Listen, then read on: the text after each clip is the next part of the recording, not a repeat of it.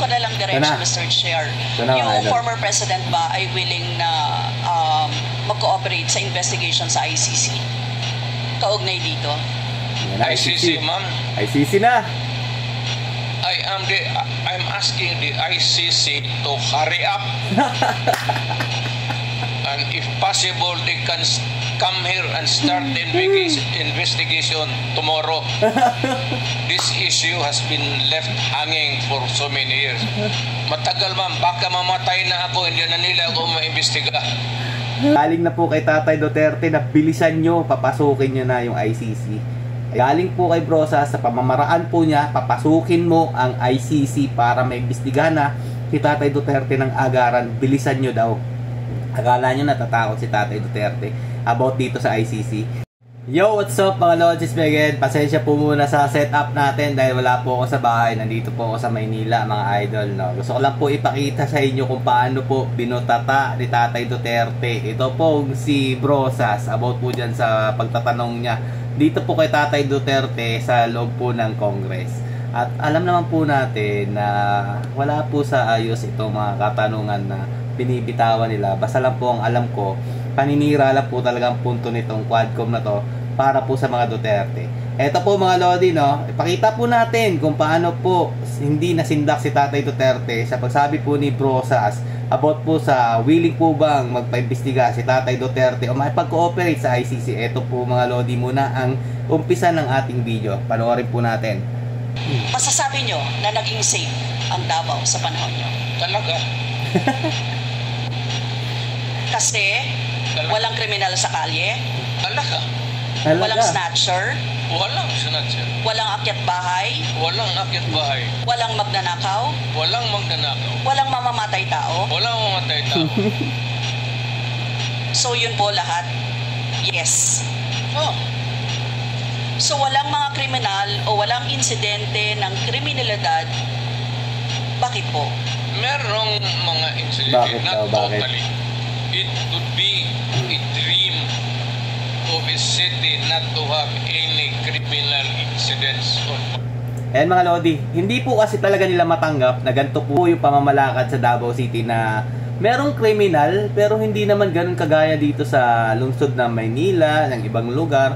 Kaya nga po nasabing safest city in the Philippines itong Davao City mga idol. At yun po hindi matanggap ni Brosas. Kaya po parang nagdadalawang isip siya. Kung ako sa'yo Brosas, subukan mo tumira doon sa Davao para malaman mo kung ano yung totoong pangyayari o mga nangyayari sa aming lugar. Eto pa, tuloy natin mga Lodi. Overall, Davao City was safe. If the test or standard would be that a citizen of the city can walk all over the city and men and children can go home safely, unmolested, undisturbed. That was the standard that I gave to the police of Davao City. Mr. Chair, I would like to ask, no? Hindi ba nagkandamatay sila sa panahon na yun? Marami po. Sino-sino po ang mga pumatay? Wala akong listahan yan, ma'am. You have to go to the... Tawag nito. Hindi ako, hindi ko pinpin. Ang pinpin ko lang ko yung... Mr. Chair, I would like to ask again, no? Sa inyo po, nakaranasan, kayo mismo ba pumatay? Grabe. Marami. Ano? Mga 6 o 7. Ano? So ako po, natuluyan yung, hindi ko na follow up. Yari. Ko lang ipaalala ko ulit, Mr. Chair, kasi wala din ito sa Senate hearings, ano? I-quote ko lang po kayo, in Davao, I used to do it personally, just to show to the guys that if I can do it, why can't you? Correct. Sinabi niyo po yan sa mga business leaders sa meeting sa Manila. At kung paano niyo ginode ang mga police officers to gun down suspects. Tama po ba? Yes, if they present a violent resistance, that's the only thing that you can kill the criminal if you are personally in danger of losing your life too. But hindi mo pwedeng patayin yung kriminal, nag-handcuff o nakatali. Hindi trabaho ng lalaki yan. Ayan mga Lodi, nandiyan si Laila De Lima at tabi ni Tatay Duterte. Parang ayaw niyang tumingin kay Tatay Duterte. Yung mga katanungan mga Lodi, halatang halata na puro negatibo lang po yung mga binabato sa mga Duterte. Nito nila Broses at yung mga nasa Quadcom mga idol. Alam naman natin talagang Quadcom, binuo po ito para pabagsakin po ang mga Duterte. Pero dito po sa hearing na ito, parang lumalabas na sila po ang naluto sa sarili nilang mantika. Tuloy pa po natin mga Lodi. Papasukin nyo na ICC. In Davao with a motorcycle, with a big bike around. And I would just patrol the streets looking for trouble also. Manila Times po ito. I was really looking for a confrontation so I could kill. Sinabi niyo po. Yes. Nagdadasal po ako na nagmumumtor ako na may mag-hold upper dyan. At kumabot na kita, talagang patayin kita. Basta kriminal ka. Wala akong pasensya sa kriminal. Pagka lumaban, patayan. So, Mr. Chair, kanina po kasi sinabi ni Duterte na he takes full legal responsibility. Siya Yes. ang mananagot Dito, at dito, kukulong dito. sa ginawa ng mga kapulisan. Yes. Kung sa inyo po ang Ayan. Dito po talaga nagkakatalo yung sinabi ni Tatay Duterte, take full responsibility sa mga ginawa po ng kapulisan. Pero hindi po talaga nila nakukuha yung punto about doon. Hindi naman po kay merong pinatay yung sinasabi nilang pulis, agad-agad si Tatay Duterte. Depende po yan sa senaryo mga idol. Gusto kasi nila lahat ng pagkakamali ng ginawa ng pulis, bato agad kay Tatay Duterte. Anak ng tinapay, talagang hihina rin ng mga jutaks, no? Lahat ng trabaho ng pulis, because you are the mayor, at inutos mo yan, and the consequences, or sometimes they can, is an incident can go right, go wrong. Protektahan ko yung pulis kasi ako ang mayor. Tama. Hindi magtrabaho yung pulis, matakot yan. Kung hindi mo, bakaban. Bakapan, tama. So lahat ng trabaho ng pulis, nung ako'y mayor, for the longest time, akin yan. Mr. Chair, alam niyo po ba kung ilan ang arrested sa mga drug operations at how much ang drug na na-seize nung time na yan? Ma'am, I was not notified in advance that I have to make an accounting for the arrested persons in Davao City. That is I would not want to. That would not be a proper question. Mr. Chair, sabi niyo yung accomplishment report sa inyo yan. Accomplishment, yes. Accomplishment is another thing. But you see, to ask for the number of arrests or killings, that would be a stupid question. Mr. Chair, sinabi po ninyo na aakuin nyo lahat. Pero syempre, may accounting din kayo, Mr. Chair. At kabisado nyo, kahit nga kabisado ninyo kung ilan ang hinuli, ilan ang pinatay, ilan. Dapat may accounting kayo, Mr. Chair. And I believe, Mr. Chair, noong 2017, correct me if I'm wrong, may President's Accomplishment Report kayo, Yes, Mr. ma'am. Chair. Tanungin kita, where were you the other day at 4 o'clock in the afternoon? Point of order, Mr. Chair.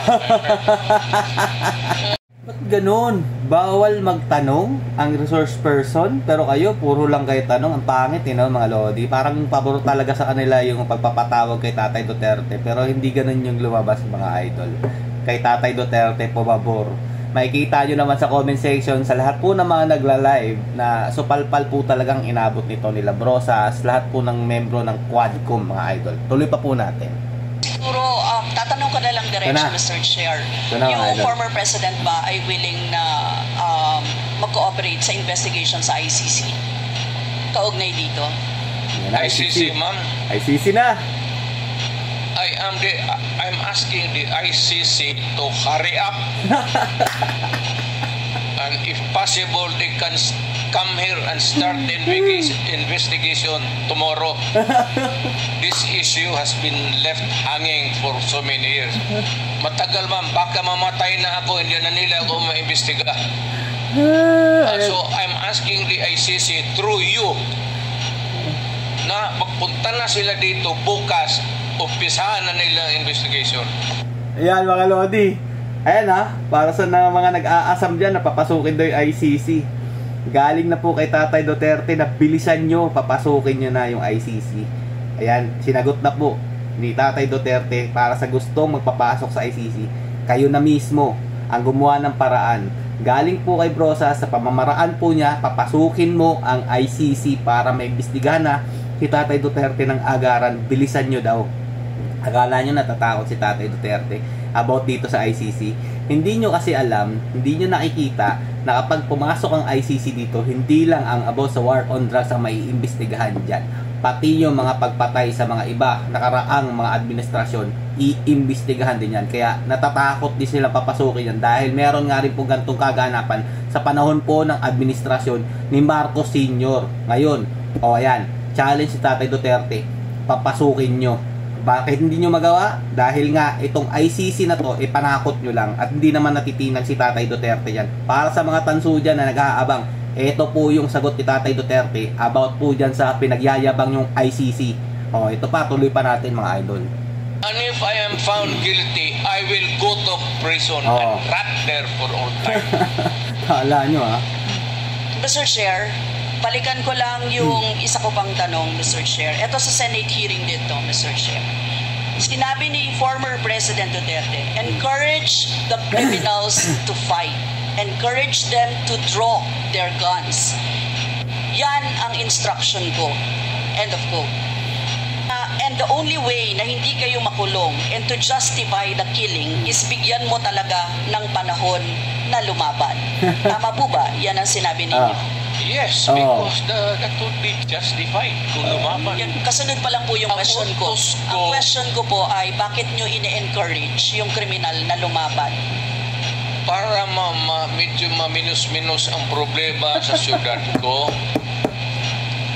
Kung may kriminal dito na 50, kung mapatay ninyo yung 30, di 20 na lang.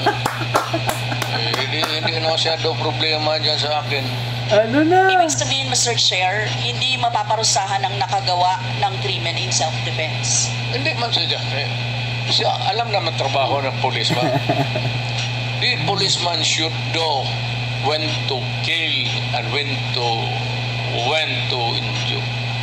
Hindi naman kailangan sabihin na may elements naman ng self-defense. Alam niyo yun, Mr. Chair. Not self-defense one. Performance of duty. Performance of duty, but elements of self-defense. With that performance of duty is self-defense. So, Mr. Chair, ano yun? Ang what? Elements of self-defense, Mr. Chair. Self-defense is when you defend yourself to avoid injury, serious, or you die. That is applicable also to a policeman who is performing his duty, because the policeman has to confront, ang civilian has to iwasan. But a policeman, a law officer, if you are a law officer, you have to confront the criminal. Sanabi ko sa kanila, huwag kang pumunta dito sa akin isina na may sugat ka, sipain kita, patayin mo. Bakit ikaw ang may sugat? My language is brutal and raw for criminal. Wala akong pasensya, ma'am. Yan. I've been a prosecutor for 9 years. Ayan mga lodi Sinabi ko, pag hindi na mahinto yan, patayin mo na yan. Huwag mo nang pabalikin yan dito sa opisina ko. Ayan mga lodi. Si Tatay Duterte, kahit ano, pabalik-balik ta rin nyo po yung mga sinasabi niyan. Galit lang po talaga yan sa mga kriminal. At ito naman pong mga huwarang mga congressman, mga idol. kinakampihan po nila o mas binibigyan po nilang halaga ang mga kriminal, adik, lahat po ng mga masasamang elemento para lang po sa kanilang sariling interes. Nagkumukuha lang po sila ng simpatya sa mga taong nawalan po ng buhay ng war on drugs. Pero ang totoo niyan, hindi nila binibigyang importansya yung mga nabiktima po nitong mga addict, snatcher, mga rapists. Wala po silang pakialam doon. Dapat yun ang pinagtutuunan nilang pansin, hindi po yung mga kriminal. Kasi kay Tatay Duterte, hindi po niya priority ipagtanggol itong mga kriminal. Wala siyang pakialam dyan. At dito nga mga Lodi, sa huli ng video na to ni Brosas, naglabasan po yung mga pamilya daw po kuno ng mga nawalan ng buhay about po sa war on drugs.